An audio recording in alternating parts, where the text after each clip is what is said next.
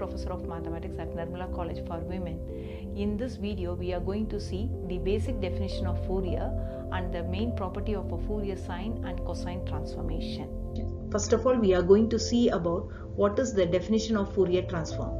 If f of t is piecewise continuous differentiable and absolutely integrable function on R, then it is defined by capital F of psi is equal to 1 by root 2 pi integral minus infinity to plus infinity f of t e power I psi t dt. This is known as Fourier transform of f of t. With the aid of that, we will find out what is that Fourier inverse transform, that is defined by f of t equal to 1 by root 2 pi integral minus infinity to plus infinity f of psi e power minus I psi t d psi, which is the inverse of Fourier transform of f of psi. So in this slide, we have seen what is the definition of Fourier and what is the inverse Fourier transform.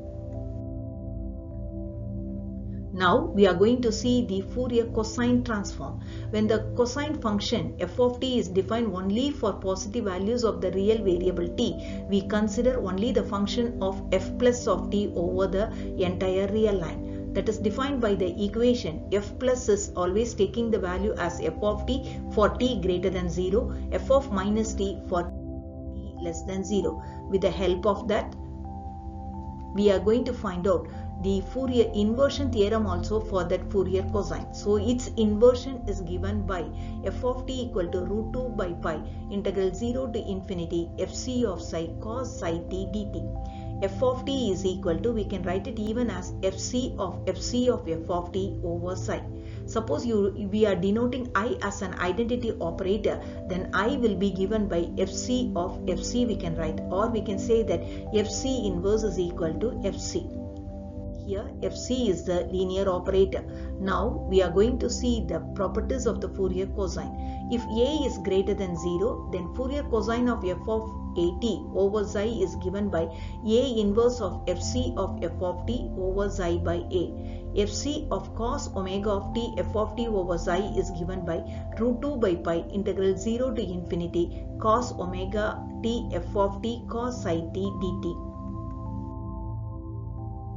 Now we are going to see the Fourier sine transformation.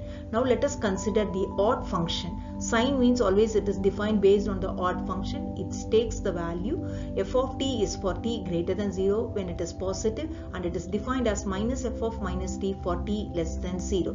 As we are defining the interval from minus infinity to plus infinity, it is split up into minus infinity to 0 as the first part and then 0 to infinity as the second part.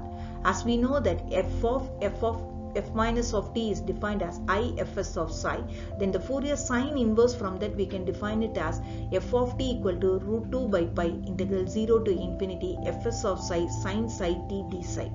So with the help of that, we will find out what are the sine properties here. F of t equal to fs of f of t over psi, and I is nothing but, as we know in the previous case, as an identity operator, I equal to fs of fs. So here fs is also a linear operator. So the properties based on the Fourier sine, we have seen fs of cos omega t f of t over psi equal to half of fs of omega plus psi plus fs of psi minus omega. Through this video, I hope that you would have understood what is the definition of a Fourier and Fourier cosine and sine properties. Thank you very much for watching this video.